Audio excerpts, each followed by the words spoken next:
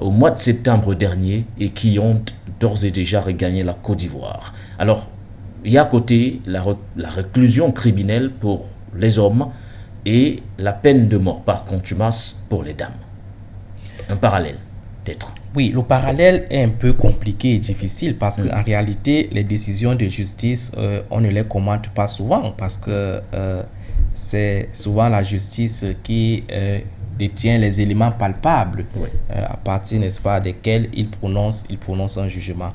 Donc, on peut également regretter peut-être cette décision pour dire que elle est peut-être sévère parce que lorsque la justice malienne, depuis le début de cette affaire, a procédé à la libération de ces 3 femmes, on s'était bel et bien dit que c'était pour des causes humanitaires parce que du point de vue naturel, les femmes ne peuvent pas être mises dans les mêmes conditions sévères que les hommes. Donc, on s'était montré optimiste en montrant que la justice malienne avait ainsi procédé pour des raisons d'équité, pour des raisons humanitaires. Donc, aujourd'hui, lorsqu'on voit ces 2 décisions prises par cette même justice, moi, en tant qu'analyste, c'est mon humble point de vue, moi, je dis tout simplement qu'elle est sévère.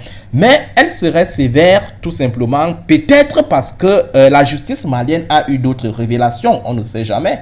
Parce que ces femmes qui avaient été libérées, peut-être, au fil du temps et avec l'avancée des investigations, peut-être la justice malienne a eu à retrouver d'autres éléments qui peuvent être considérés comme des éléments, comme des circonstances aggravantes. Parce que vous savez qu'en justice, il y a ce qu'on appelle les circonstances aggravantes et les circonstances atténuantes. Donc moi, je pense que peut-être, nous sommes en train de supputer là-dessus, c'est des imaginations que nous faisons, des analyses, peut-être la justice malienne s'est rendu compte que ces femmes-là, qui avaient été libérées peut-être pour des raisons humanitaires,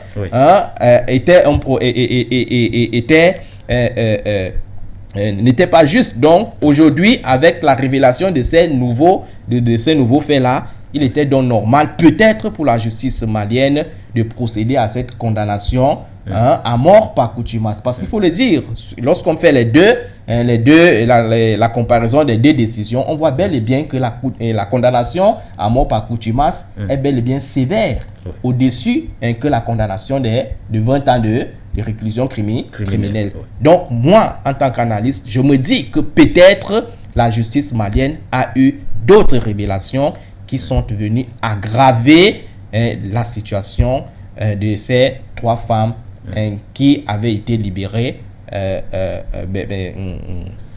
au mois de septembre dernier. 3 femmes soldates, on va le dire, comprises d'ailleurs dans le contingent qui avait atterri à l'aéroport Modibo Keïta de Bamako le 10 juillet 2022, condamnées donc à mort par contumace, mais il faut le dire, elles ont été libérées au mois de septembre grâce notamment à la médiation du président togolais Faure Gnassingbé qui en permanence ne cesse d'envoyer sur le terrain son émissaire, son chef de la diplomatie, le professeur Robert Ducé, qui faisait également partie de la dernière délégation qui s'est rendue sur place du côté de Bamako, aux côtés de la délégation ivoirienne conduite bien sûr par le ministre ivoirien de la Défense, M. Brahima Ouattara. On parle bien sûr de cet accord, ou du moins de ce mémorandum d'accord signé par la suite.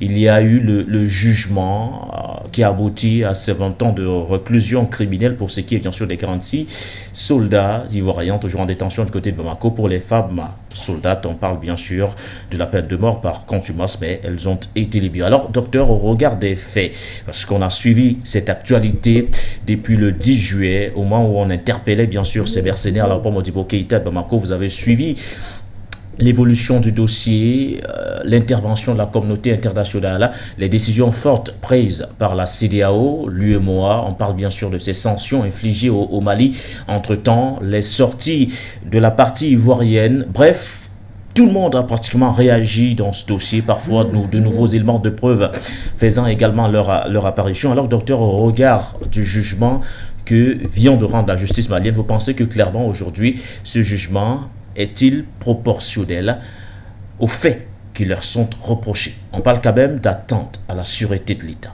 Et lorsqu'on évoque 20 ans de réclusion criminelle d'un côté, assorti d'une amende de 2 millions chacun et de peine de mort par contumace, vous pensez que c'est proportionnel aux faits qui leur sont reprochés? Oui, à mon avis, je pense que cette décision-là serait proportionnelle parce que compte tenu de la qualification, compte tenu de la nature de l'acte, vous savez que l'atteinte à la sûreté de l'État, c'est une infraction politique. C'est une infraction, n'est-ce pas, la plus grave lorsqu'on fait la critoriologie des infractions dans un État.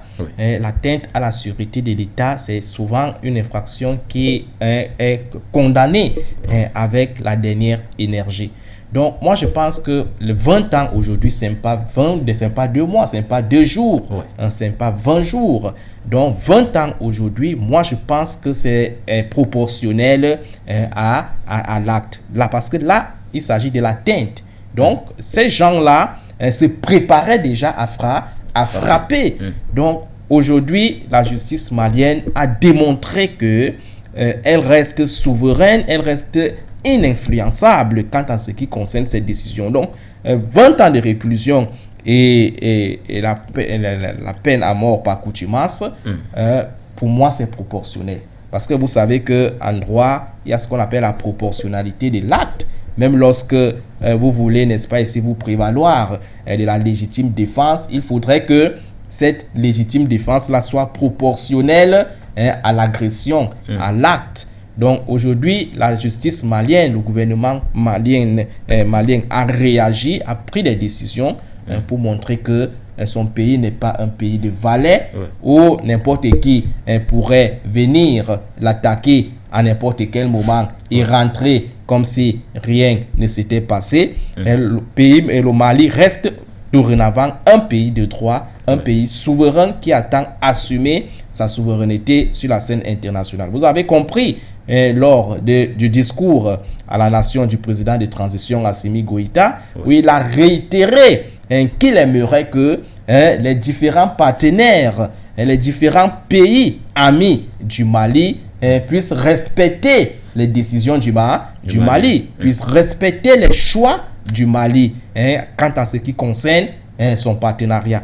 Donc, Assimi Goïta aujourd'hui est dans une lutte de souveraineté. Et vous savez, toujours dans ce même discours de la nation, il a indiqué que dorénavant, le 14 janvier serait une journée instaurée au Mali, une journée de la souveraineté retrouvée. Donc, vous voyez que son combat n'est pas un combat anodin, c'est un combat qui vise tout simplement à démontrer que si le principe de la souveraineté internationale est un principe réel sur la scène internationale, pourquoi le Mali ne devrait pas donc assumer ce principe de souveraineté? Donc, le président malien veut tout simplement remettre aux Maliens et aux Maliennes leur souveraineté, élément fondamental qui permettra à ce pays-là d'impulser son développement, d'impulser, n'est-ce pas, sa prospérité. Parce que lorsque vous n'êtes pas souverain, et je reviens toujours sur ce principe-là, en tant qu'internationaliste, pour dire que c'est un principe que lorsqu'il n'est pas affirmé, lorsque vous n'êtes pas souverain, vous ne pouvez rien faire sur dans d'autres domaines. Donc c'est un principe qui vous permet de penser, de bâtir votre développement selon les réalités environnementales de votre pays. À partir du moment où votre souveraineté est sous-traitée, à partir du moment où votre souveraineté est douteuse et poreuse, vous allez rester, n'est-ce pas, sur place pendant des années. Et c'est ce que le gouvernement malien, n'est-ce pas, avant Assimi Goïta, était, parce qu'on se rendait bel et bien compte que le Mali était presque un pays tampon, était presque un pays où les décisions se prenaient ailleurs. Vous voyez que depuis que le président Assimi Goïta est arrivé, en dépit des pressions de la communauté internationale, de la CEDEAO, de l'UEMOA, mais aussi et surtout de certains pays africains, Assimi Goïta est resté serein. Assimi Goïta est resté focus jusqu'au bout sur sa décision. Parce que lui, il avait compris que le problème fondamental de son Mali et de son pays n'était pas les Maliens, n'était pas autre chose. Le problème fondamental de son pays, c'était que sa souveraineté n'était pas respectée, c'était que les partenaires ne respectaient pas le Mali. Vous voyez donc, depuis qu'il s'en est attaqué à ce problème-là, le Mali est en train de retrouver déjà la quiétude. Le Mali est déjà en train de s'inscrire sur la voie du développement. Toutes les décisions prises par le colonel Assimi Goïta ont œuvré à la confirmation de cette souveraineté tant recherchée du côté du Mali, Dr Sango. Effectivement. Donc, moi, je pense que c'est l'acte que la justice malienne vient de prendre là. D'abord, il faut apprécier ça sous l'angle de la souveraineté. Parce que si vous n'êtes pas souverain, votre justice ne peut pas prendre des décisions libres. D'accord? Lorsqu'on parle d'un état de droit, c'est un état où l'exécutif, le législatif et le judiciaire sont séparés, sont indépendants. Donc, lorsque vous n'êtes pas souverain, il est clair que non seulement l'exécutif va influencer le législatif va influencer le judiciaire, mais aussi et surtout, d'autres pressions internationales viendront, n'est-ce pas, mettre en péril cette justice-là.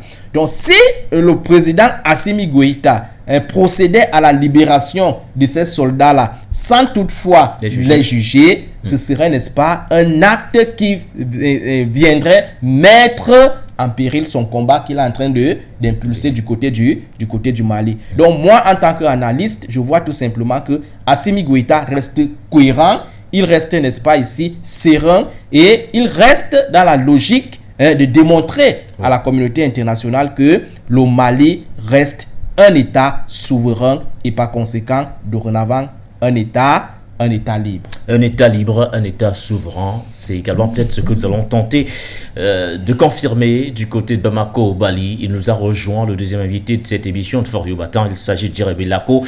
Bonjour à vous, monsieur, et bienvenue, mais surtout, bonne et heureuse année 2023.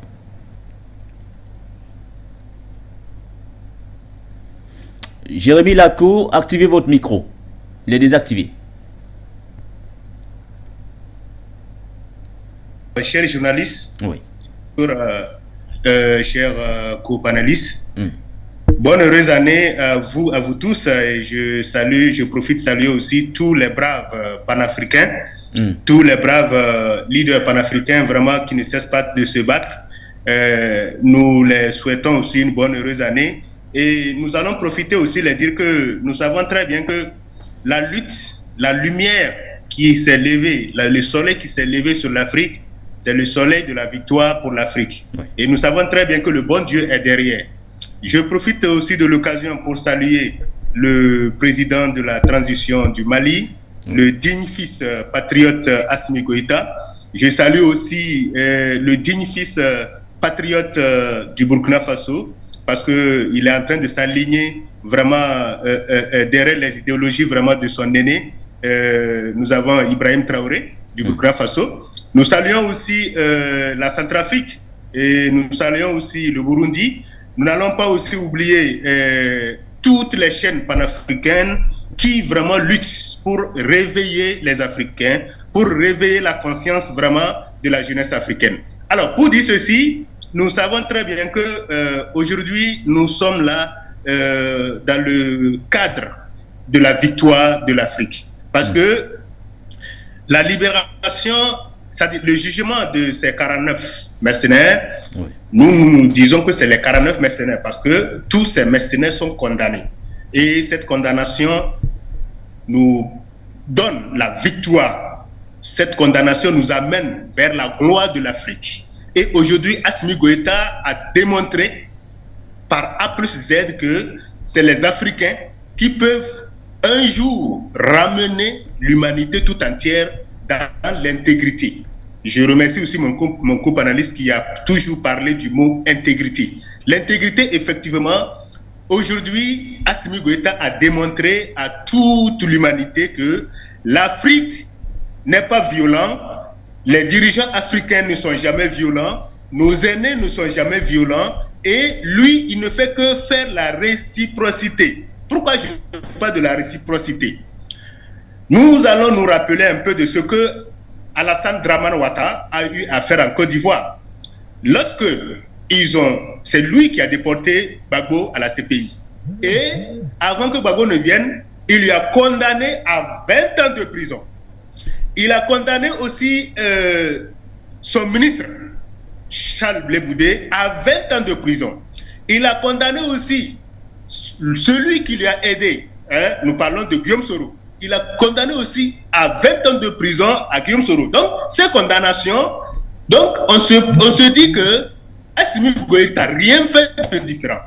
Donc, c'est la réciprocité. Toi, tu as condamné les gens qui d'abord tu as accusé à tort à 20 ans de prison. Maintenant, au même moment, tu prépares des mercenaires, tu prépares des éléments, c'est-à-dire spéciaux pour venir détruire un État. Donc, comme il a préparé ces éléments pour venir détruire l'État, et que le bon Dieu est derrière le Mali, le bon Dieu est derrière l'Afrique, on les a arrêtés.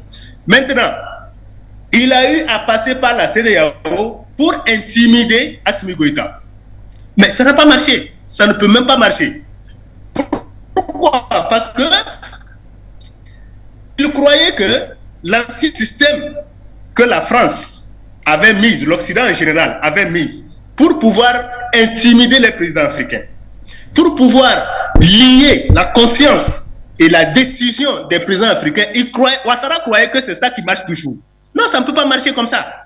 Donc, le président Assimi Goïta et ses éléments, parce que n'oublions pas qu'il ne travaille pas seul. Assimi travaille avec d'autres colonels qui ont toujours la même vision. Parce qu'en Afrique, lorsqu'il y a un problème, on retourne, on s'assoit à la maison et puis nous prenons des décisions.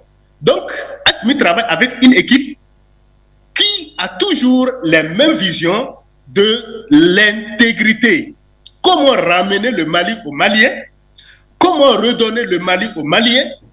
Comment maintenant amener l'intégrité au Mali? Donc, ils ont passé par la justice. Ils ont jugé les 49 mercenaires. On les a condamnés à 20 ans de prison. Et les 20 ans de prison, je vous rappelle que c'est la réciprocité.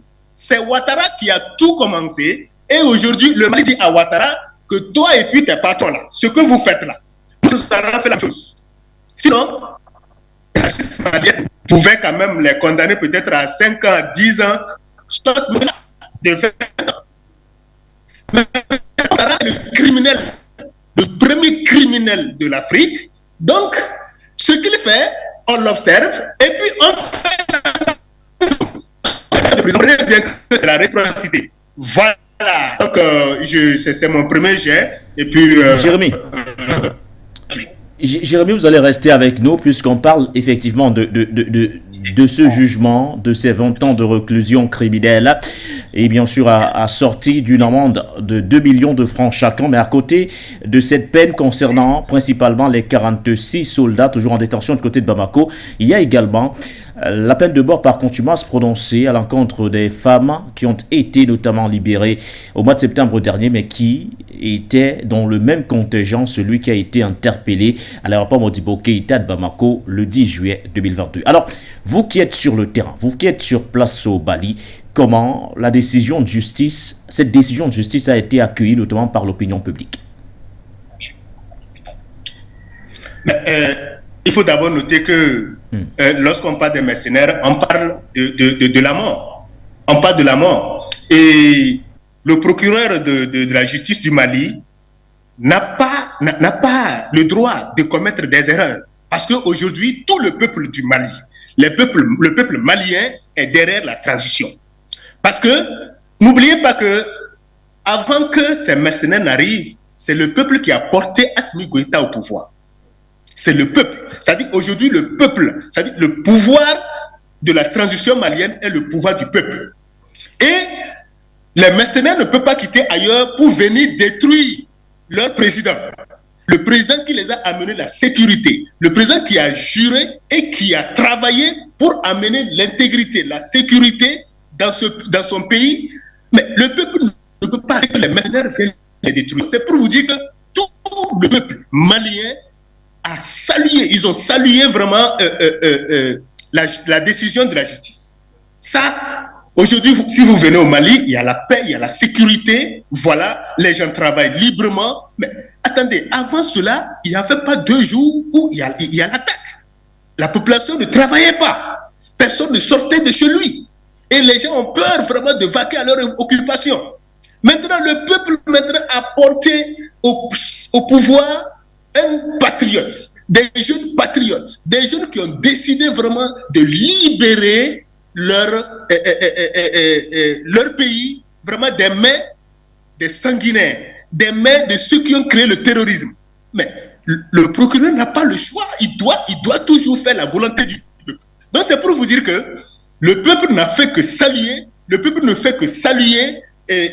la décision de la justice malienne. Maintenant, je reviens un peu en arrière pour vous dire ceci. Vous savez, aujourd'hui, nous sommes en train, c'est-à-dire on parle, c'est comme si c'est une affaire qui n'est pas compliquée. Imaginez que ces 49 qui sont venus dans le cadre de détruire le pouvoir de la transition. Mais ils avaient réussi. Aujourd'hui, on devait parler de l'échec de ces colonels. Et ça devait être un chaos qui devait revenir au Mali. Ça devait être un grand chaos. Et on se pose la question, est-ce que Mali, le programme de la France, le programme de Ouattara, est-ce que c'était pour que Mali existe? Non. C'était pour qu'ils puissent faire de Mali aux terroristes. C'était ça leur objectif. Et aujourd'hui, les trois femmes que le Mali a libérées, vous voyez, lorsque vous retournez en arrière, vous prenez un peu l'histoire du Mali. Le Mali, parmi les empires que nous connaissons, l'histoire de l'Afrique que nous connaissons, le Mali c'est-à-dire avait une histoire où le Mali respecte l'intégrité de la femme. C'est pour d'ailleurs cela qu'ils avaient libéré les 3 femmes pour amener Ouattara à comprendre qu'ils ne sont pas criminels comme lui. Et aujourd'hui, lorsque les 3 femmes étaient tellement dangereuses,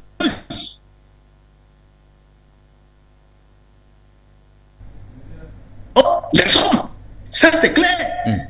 Mais si c'est qu'on les a libérés, c'était pour d'abord dire à Ouattara que l'Afrique doit respecter en première des choses la femme. Parce que c'est nos mamans. Mais cela ne veut pas dire que c'était une faiblesse, non. Pour amener Ouattara à savoir que nous ne sommes pas comme lui. Lui n'est pas africain. Ouattara n'est pas africain. Si Ouattara était un Africain, tout ce qu'il est en train de faire, il allait changer de mentalité. Tu ne peux pas vendre ton peuple africain, tu ne peux pas détruire ton continent africain pour une race qui n'est même pas ta race, non. Donc, les 3 femmes qu'on avait libérées, cela ne signifiait pas que c'était et il faut que ça aussi. C'est important. Donc, nous allons saluer la justice et la décision du procureur du Mali, et le peuple vraiment est derrière la décision de la justice. C'est ce que nous allons vous dire, ce qui se passe. Oui, sur le terrain, c'est toujours important d'avoir les avis, tout du moins ceux qui nous viennent du terrain, parce que c'est ce peuple-là qui reflète cette souveraineté tant recherchée, bien sûr, au sein des pays du continent. Alors, docteur Sango, on parle surtout de cette condamnation, mais en revenant sur les faits en général, on se souvient que après l'interpellation, voire derrière l'inculpation de ces 49 mercenaires au départ, l'institution sous-régionale ouest-africaine avait quand même estimé qu'il était important de mettre sur pied un comité pour gérer la médiation entre Bamako et Abidjan, parce que clairement, les 2 capitales, pratiquement, on va le dire, se regardaient en chien de faïence, et il fallait clairement un médiateur pour tenter de décrisper un tout petit peu les tensions entre ces 2 pays. On parle du Mali, on parle également de la Côte d'Ivoire. Alors, le président Faure Gnassingbé s'était proposé, et jusqu'ici, il mène cette médiation. Pour beaucoup, il représente, bien sûr, ou du moins, il a œuvré pour un retour au calme entre la Côte d'Ivoire et bien sûr le Mali. Je voudrais que vous nous donniez votre ressenti sur la médiation togolaise jusqu'ici dans ce dossier qui, au fil du temps quand même, est devenu très très délicat. La médiation du président Faure Gnassingbé qui à chaque fois n'hésitait pas à envoyer sur le terrain son chef de la diplomatie, le professeur Robert Ducy. Oui, il faut dire que du point de vue diplomatique, la médiation comme l'arbitrage, voire la conciliation, sont des méthodes de résolution des crises. Et ce n'est que normal que dans une sous-région, lorsque vous êtes dans une communauté, lorsque deux États n'arrivent pas à collaborer, lorsque deux États entrent en crise, fût-elle diplomatique, que l'institution sous-régionale, n'est-ce pas, ici, interviennent pour essayer de ramener ces deux pays-là. Parce qu'il faut le dire, parmi les fonctions des institutions d'intégration sous-régionale, nous avons, n'est-ce pas, ici, la fonction de résolution des crises, la fonction de légitimation et la fonction d'arbitrage. Donc, ce n'est que normal. Mais sauf que lorsqu'on parle de médiation, la médiation n'exclut pas souvent la méfiance et la prudence. Ce n'est pas parce que vous êtes médiateur dans un conflit que vous allez dicter que tout ce que vous allez dire, on va accepter. La spécificité, la particularité, du moins, ce qui fait un peu problème avec la médiation togolaise, vous savez que au fil du temps que les investigations avançaient concernant ce dossier-là, il s'est avéré qu'en réalité, derrière ces mercenaires interpellés au Mali, il n'y avait pas seulement la nationalité ivoirienne derrière.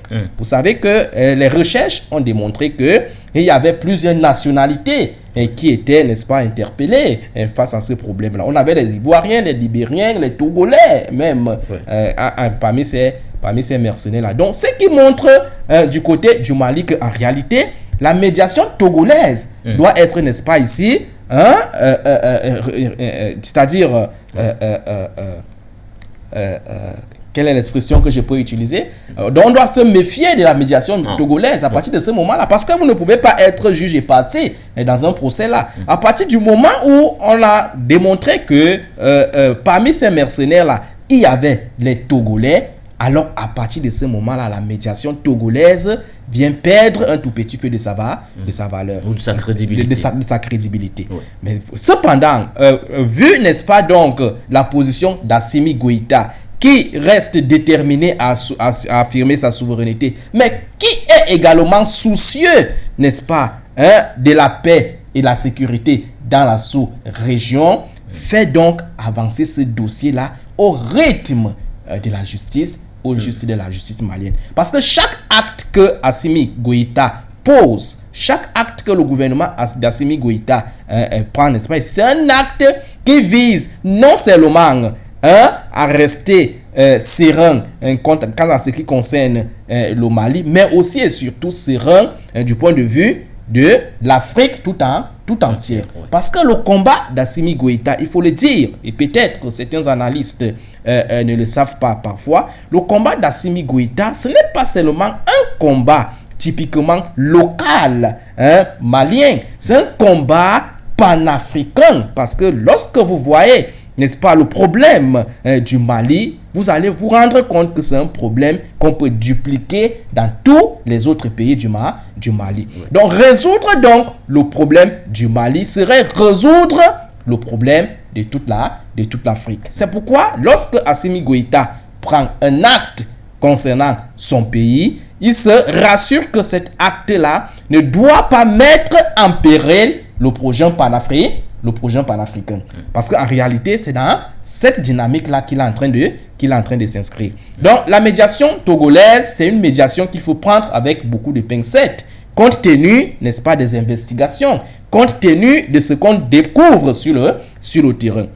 Donc, pour les jours à venir, il est permis de rester optimiste.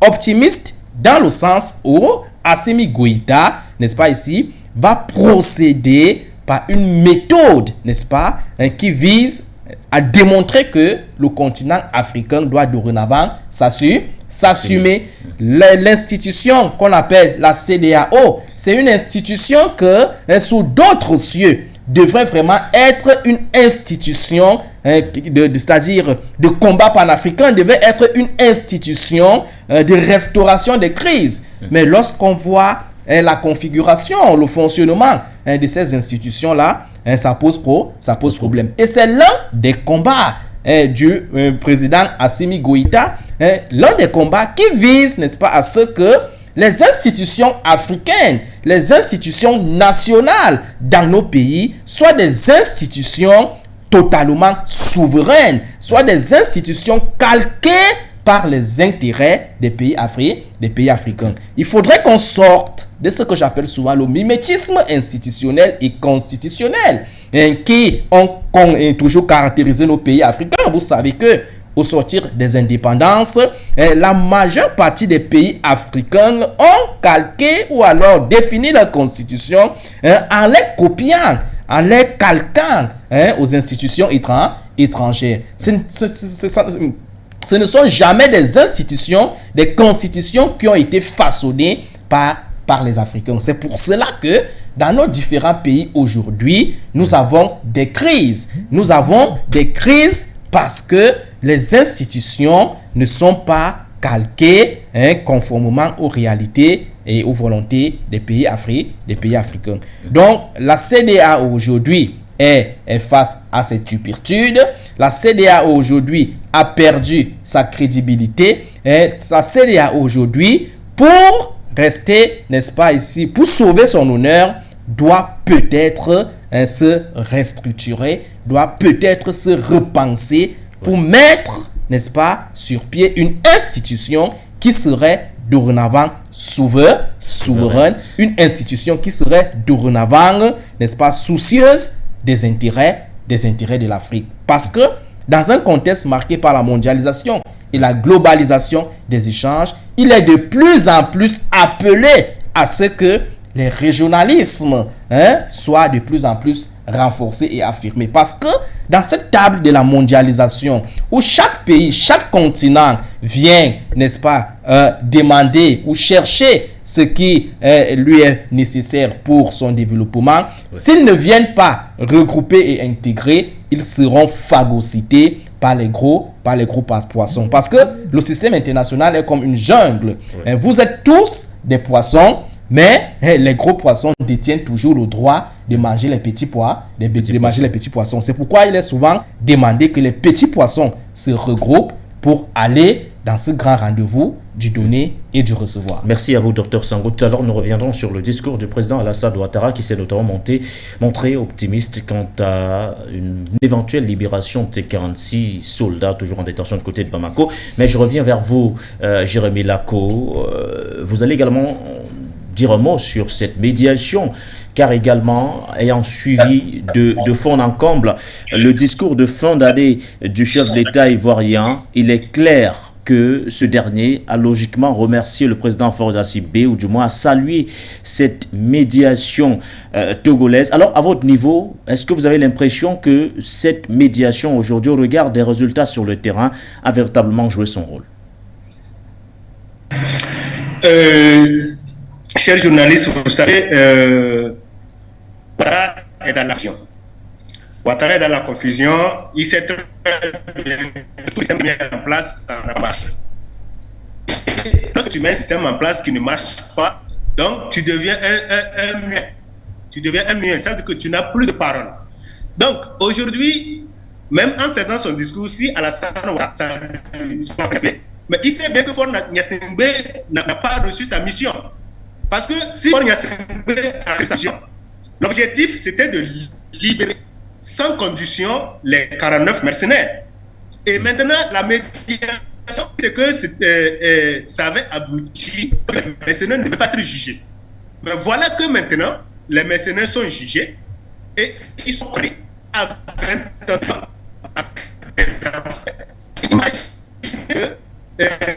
Comme un co-banaliste, mais il y avait aussi des mercenaires togolais qui étaient dedans. Mais vous n'allez pas me dire que Faure Gnassingbé qui est médiateur,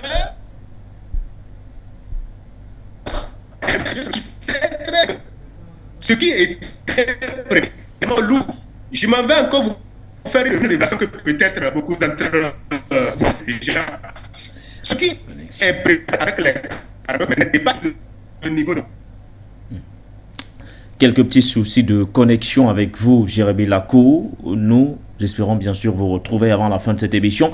On espère bien sûr que du côté de la réalisation, on fera une nouvelle fois cette magie pour qu'on puisse avoir bien sûr notre invité en direct de Bamako. Mais Dr Sango, je vous le disais tout à l'heure, nous revenons sur cet optimisme affiché par le président Ouattara. Alors, quand le président Ouattara dit aux Ivoiriens en fin d'année, soyez rassurés, les 46 toujours en détention du côté de Bamako au Mali seront bientôt de retour au pays. Il veut par là dire quoi? C'est-à-dire que tout est déjà acté?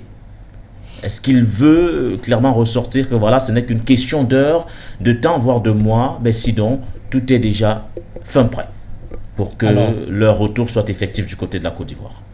C'est du droit de tout un chacun de rester optimiste, d'accord?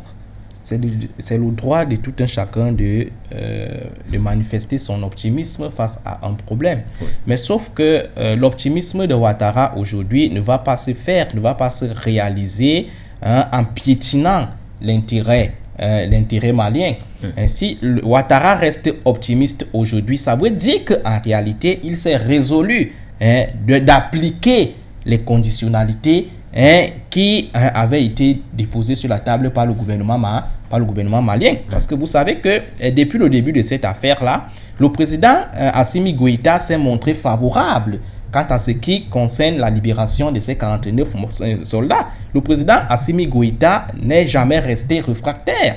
Lui, son souci, c'était que les choses se passent selon, n'est-ce pas, les règles de l'art. Les choses se passent en tenant en compte les droits et les devoirs de chaque État, en respectant chaque État, parce que même si nous sommes dans la sous-région, nous restons des États souverains.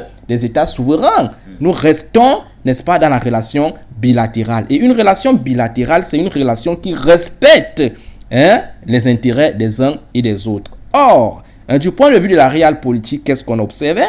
On observait qu'au départ, le président Alassane Ouattara avait même de la peine à reconnaître Assimi Goïta comme le président légitime du Mali. C'est-à-dire, il parlait à Assimi Goïta comme s'il s'adressait à quelqu'un du quartier, à un vulgaire. Donc, il y avait d'abord ce principe, ce problème de respect du partenaire que Assimi Goïta n'acceptait pas. Assimi Goïta, lui, il voudrait que le président Alassane Ouattara le reconnaisse comme le véritable partenaire du Mali, qui doit, n'est-ce pas, décider de la destinée du Mali. Donc aujourd'hui, lorsque le président Alassane Ouattara exprime son optimisme dans un discours de fin d'année, ça veut dire que plusieurs mois après, il s'est résolu peut-être à accepter les conditions que le président malien avait déposées sur la table pour que ces 49 soldats soient libérés. Et vous savez que parmi ces conditions, il y avait, n'est-ce pas, ici, l'échange des prisonniers. Parce qu'en Côte d'Ivoire également, nous avons des Maliens qui sont réfugiés dans ce pays-là, qui ne sont pas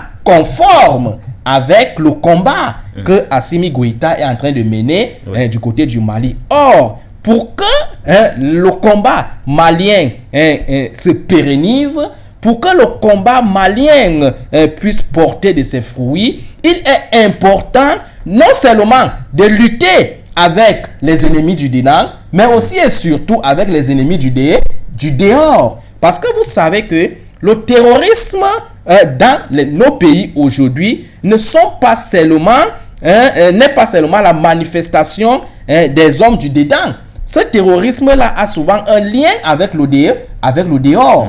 On a vu avec, par exemple, le problème camerounais, pour faire une petite déviation concernant les deux crises anglophones, où le gouvernement américain a interpellé certains Américains d'origine camerounaise qui finançaient le terrorisme depuis les États-Unis. Donc c'est la même chose aujourd'hui avec cette crise ivoiro-malienne, où le président malien est conscient du fait que dehors, c'est-à-dire autour des pays voisins qui entourent le Mali, il y a également dans ces pays-là les ennemis de la nation. Ouais. Donc, le président Assimi Goïta avait exigé que le président Alassane Ouattara mette à la disposition de la justice malienne ces indélicats, ces malins-là, ces criminels qui, depuis le dehors, peuvent déstabiliser le Mali à tout moment.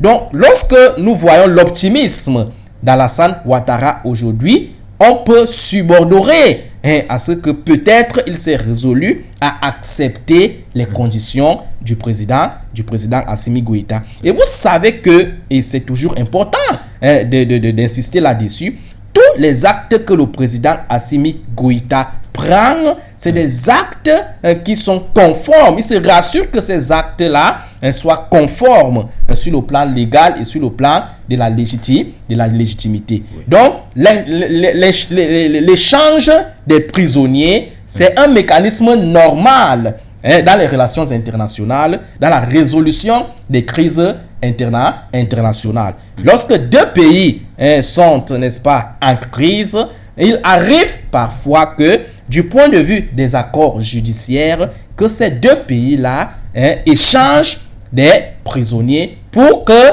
au finish, un accord puisse être signé pour le retour de la paix. Ouais. Donc, l'optimisme de Ouattara, il ne faut pas l'analyser de manière ex nihilo. Ouais. S'il affirme, comme il l'a affirmé dans son discours de fin d'année, que d'ici quelques jours, les mercenaires détenus du côté du Mali vont retrouver ipso facto le territoire ivoirien, c'est parce que dans les coulisses, dans cette médiation dont il a salué à travers le président Faure Gnassingbé, ça veut dire qu'en réalité, ils ont compris que les conditions, pour que cela soit possible, il faudrait que les conditions, certaines concessions soient faites au préalable.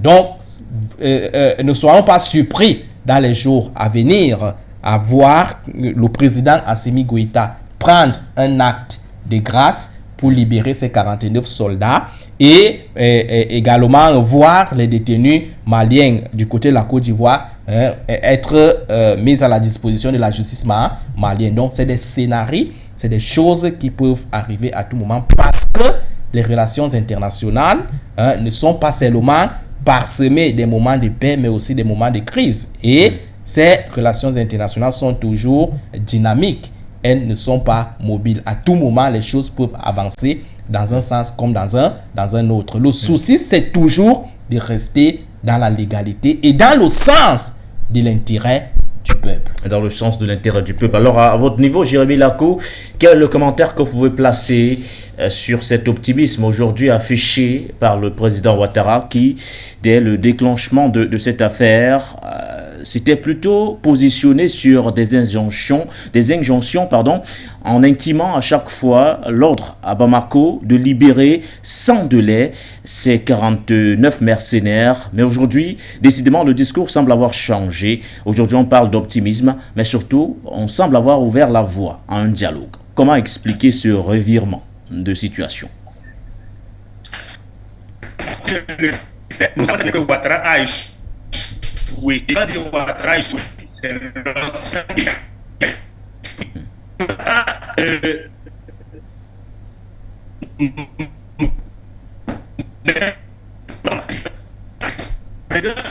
Je comprends très bien que le dossier principalement de la alors de réels soucis de connexion avec vous, Jérémy Lacou. Peut-être qu'on tentera une fois de plus tout à l'heure, bien sûr, de lancer un jet à votre niveau. On a de réels soucis de connexion à votre niveau. Alors, je ne sais pas si c'est réglé du côté de la réalisation. On va tenter, bien sûr, de retrouver une nouvelle fois Jérémy Lacou.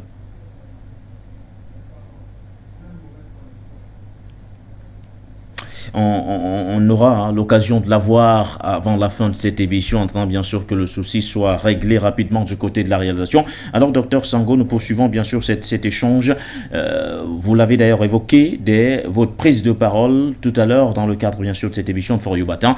Vous nous parliez entre autres de ce nouveau délai de la part de la CEDEAO. On se souvient que les chefs d'État de la communauté, de cette communauté sous-régionale d'ailleurs, se sont réunis le 4 novembre dernier du côté, ou du moins c'est pas le 4 novembre ou décembre, on reviendra, mais c'était du côté d'Abuja au Nigeria, où une fois de plus les chefs d'État de la CEDEAO ont intimé l'ordre à Bamako de libérer les soldats ivoiriens avant le 1er janvier 2023. Ouais, soudainement nous sommes le 2, Dr Sango. Est-ce qu'aujourd'hui on peut dire que clairement les autorités de la transition malienne ont défié entre guillemets la CEDEAO au regard de cette volonté de judiciariser ce dossier et par la suite de condamner ces militaires au lieu tout simplement de les libérer comme exigé par la CEDEAO? Est-ce que Bamako a défié la CEDEAO par cet acte? Et le deuxième volet bien sûr de ma question, est-ce qu'il faudrait s'attendre à de nouvelles sanctions dans les tout prochains jours? Parce qu'il faut le dire, ils n'ont toujours pas été libérés.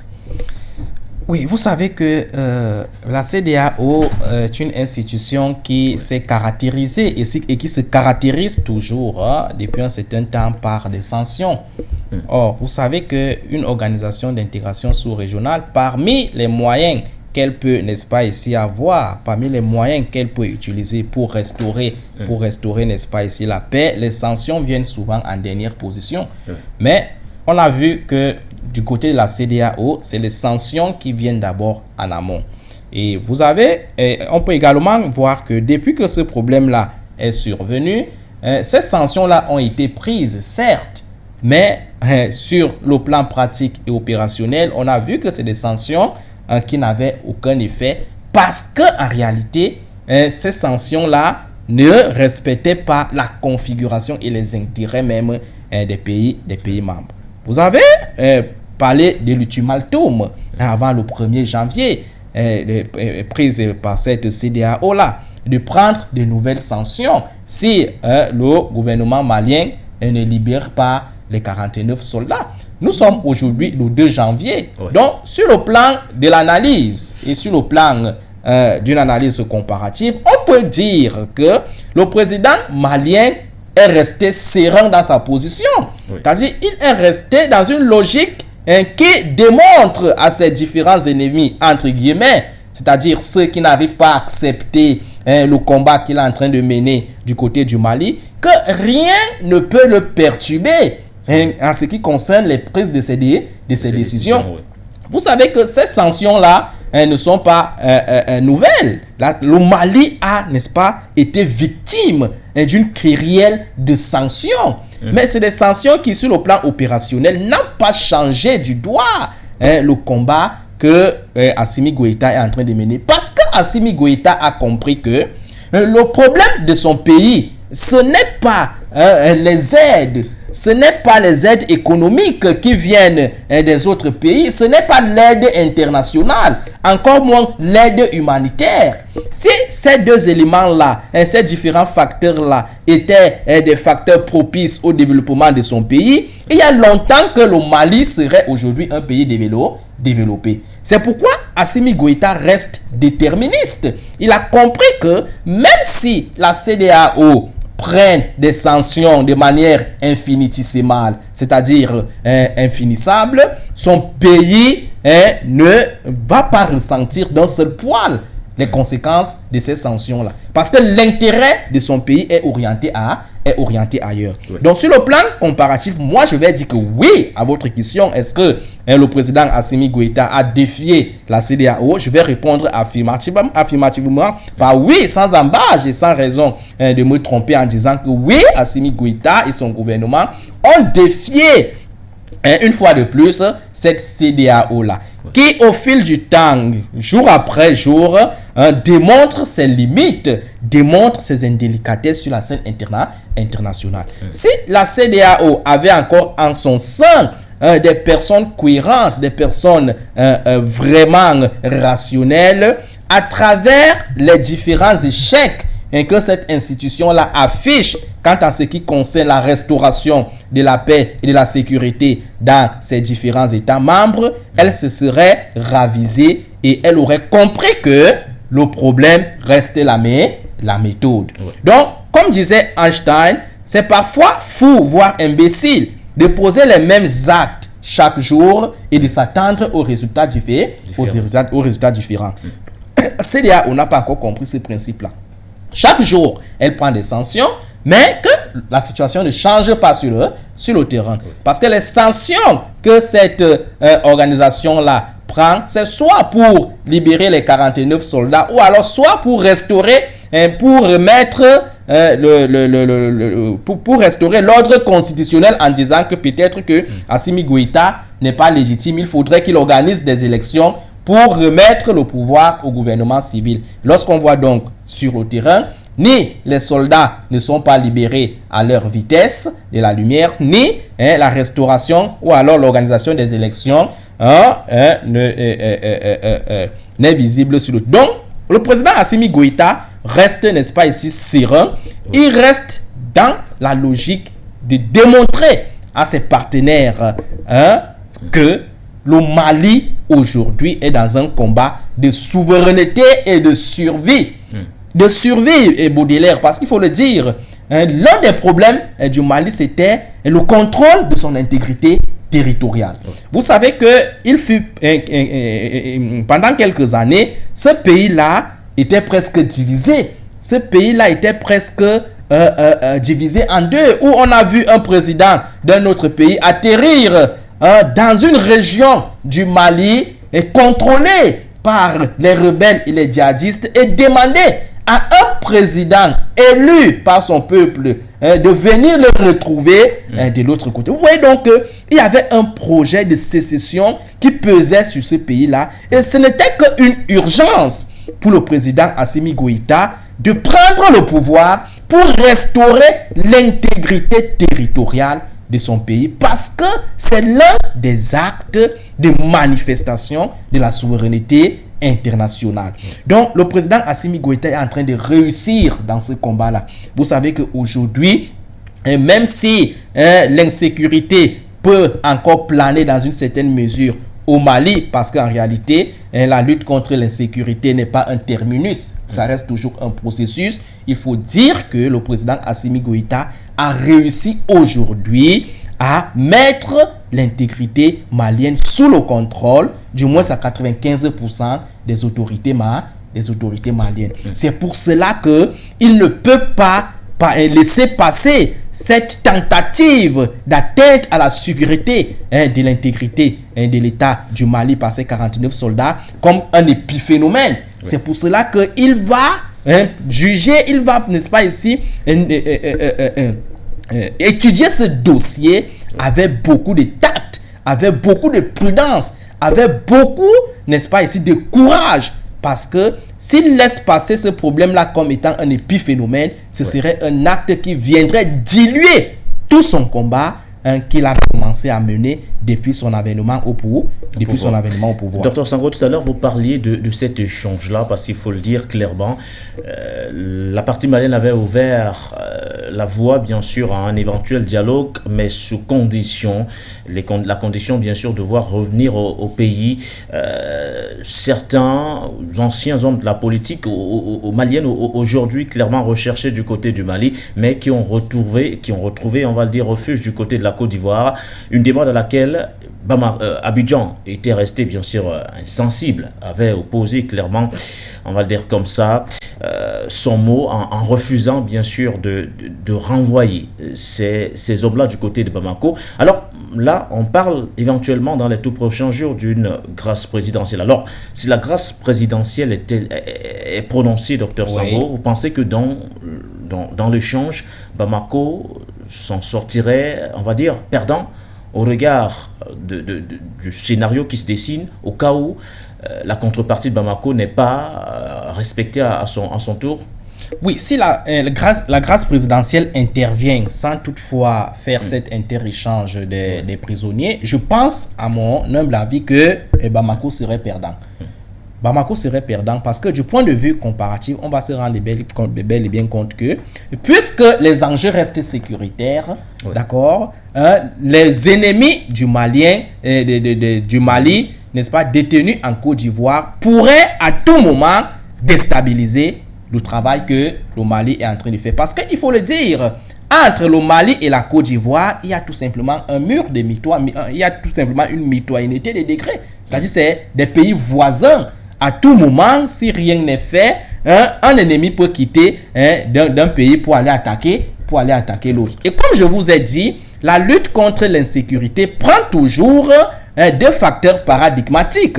La dynamique du dedans et la dynamique du dehors. Vous ne pouvez pas lutter contre le terrorisme en restant tout simplement focalisé sur la dynamique du dedans. Ce serait, n'est-ce pas, ici faire litière de l'autre dynamique qui, à tout moment, peut, n'est-ce pas, déstabiliser votre état. Et la dynamique du dehors est souvent tellement dangereuse parce que c'est parfois elle qui fournit les moyens, c'est elle qui fournit les renseignements, c'est elle qui fournit le matériel. Donc, la grâce présidentielle aujourd'hui, ce n'est que c'est une analyse et une hypothèse que nous sommes en train de faire.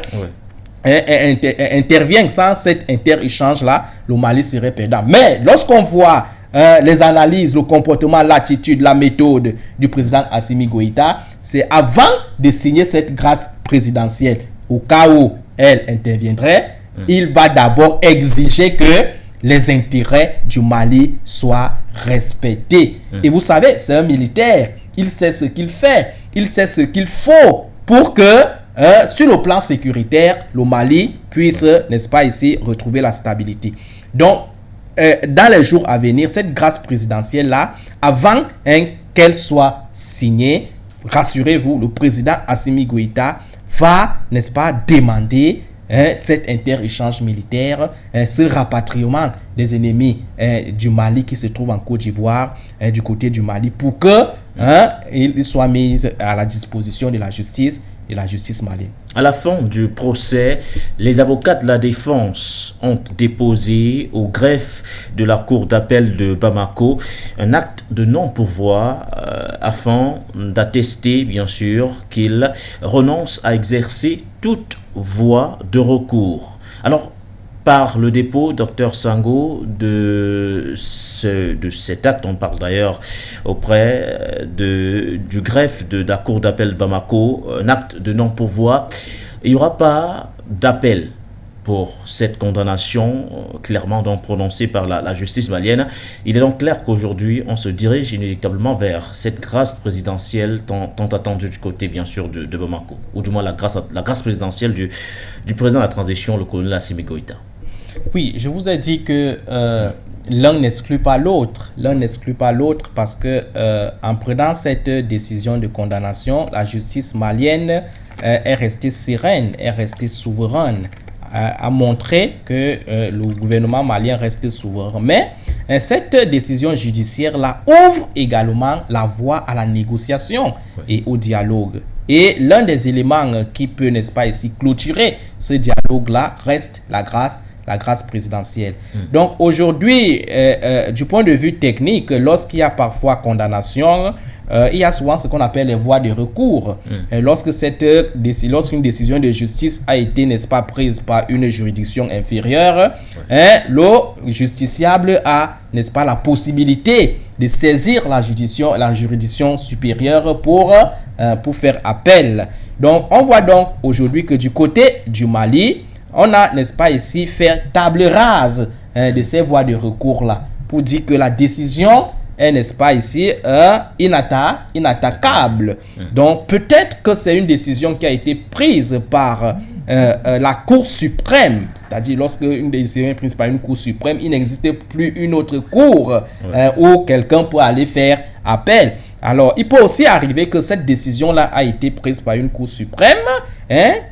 Dans ce cas, les voies de recours ne peuvent pas être autorisées, ou alors la justice malienne a délibérément interdit les voies de recours. Chose qui montre que, du point de vue analytique, la justice malienne serait en train de s'orienter ou alors d'ouvrir la voie au président Assimi Goïta pour qu'il prenne, du point de vue constitutionnel, et du point de vue de l'état de droit, la grâce présidentielle pour, n'est-ce pas, clôturer, n'est-ce pas, ce conflit entre le Mali et la Côte d'Ivoire. Et je vous dis toujours que la grâce présidentielle, c'est une grâce présidentielle qui est constitutionnellement reconnue dans les textes, dans un état de droit. Ça ne doit pas être perçu ici, comme quelque chose de pression ou alors quelque chose de faiblesse. Parce que du point de vue textuel, ça reste conforme à l'état de droit. Et lorsqu'on veut prendre une grâce présidentielle, et vous savez que nous sommes en politique et tout est politique. On a vu partout dans des pays, même lorsque la crise est essentiellement endogène, locale, par exemple pour rester dans le cas de la Côte d'Ivoire, où le président Alassane Ouattara a pris une grâce présidentielle dernièrement. Il a pris cette grâce présidentielle en tenant en compte un certain nombre d'intérêts politiques. La grâce présidentielle ne se fait pas de manière ex nihilo. C'est du côté de la Côte d'Ivoire, en prenant la grâce présidentielle, en donnant une grâce présidentielle au président Alassane Laurent Gbagbo. L'intérêt de Ouattara, c'était quoi? C'était d'écarter Gbagbo à la course des prochaines élections. Maintenant, pour revenir au Mali, l'intérêt du président Assimi Goïta serait quoi en prenant cet acte cette grâce présidentielle? L'intérêt d'Assimi Goïta serait primo de montrer que le Mali reste un État souverain et respectueux de l'État de droit, et secondo, obtenir le rapatriement des ennemis du Malien qui se trouvent du côté de la Côte d'Ivoire, et peut-être tertio, montrer à Alassane Ouattara et à ses turiféraires, parmi lesquels la CEDEAO, l'UEMOA et leurs partenaires occidentaux, que Assimi Goïta reste imperturbable. Assimi Goïta reste quelqu'un qui veut, n'est-ce pas, remettre la souveraineté de son pays à son peuple.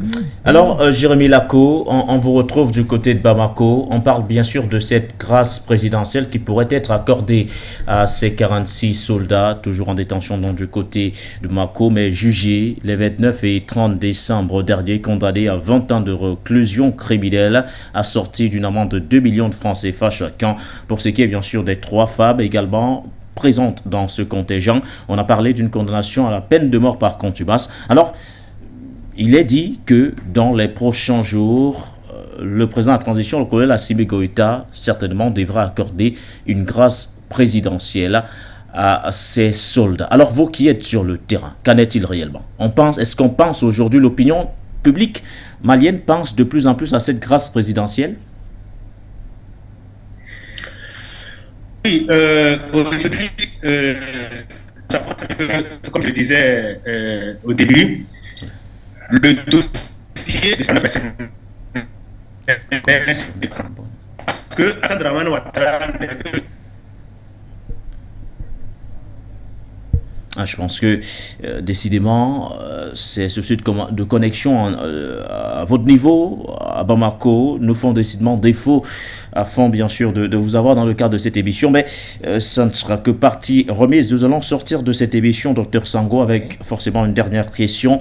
Alors, vous avez suivi ce dossier des 49 au départ, qui s'est transformé en 46 avec la libération de ces 3 femmes.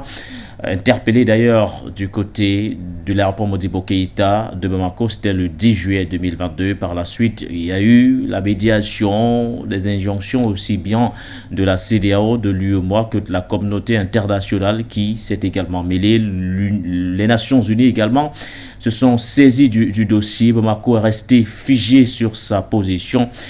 Une position d'ailleurs qui a abouti à la judiciarisation d'ailleurs de ce dossier. Le dossier par la suite qui a été transmis donc à la justice malienne, qui a fait son travail avec ce jugement qui a été donc officiellement rendu. Mais bien avant que le jugement ne soit rendu, Dr Sango, il y a eu ce déplacement du côté de Bamako de la délégation ivoirienne conduite bien sûr par le ministre ivoirien de la Défense, mais également d'une délégation de la médiation conduite par le professeur Robert Ducé. Est-ce qu'au regard de l'ampleur, ou du moins de ce dossier, de la situation réelle aujourd'hui où on parle éventuellement d'une grâce présidentielle dans les tout prochains jours, on peut dire que les relations entre le Mali et la Côte d'Ivoire reviennent progressivement à la normale. Est-ce qu'on peut parler d'un retour à la normale quand on sait qu'il y a 5 mois de cela, les deux pays pratiquement se regardaient en chien de faïence, nous sommes passés pratiquement à côté d'une rupture diplomatique entre Abidjan et Bamako. Est-ce qu'au regard de tous ces faits et bien sûr de l'état actuel de ce dossier, on peut dire qu'on pourrait assister à un retour à la normale, ou du moins qu'on a déjà assisté à ce retour-là? Oui, l'espoir reste permis. L'espoir reste permis pour dire que sur le plan international, et c'est une reprécision technique, la rupture diplomatique comme les guerres sont des formes de relations internationales.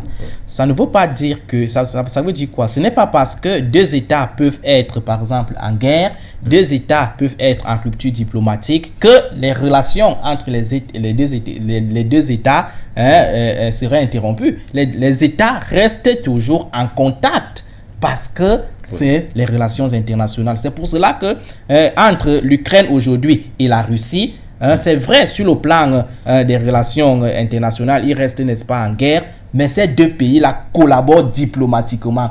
Parce que à partir du moment où vous rompez la relation diplomatique, ça veut dire que vous fermez les portes à une éventuelle résolution de la crise. Or, une crise ne peut pas être éternelle.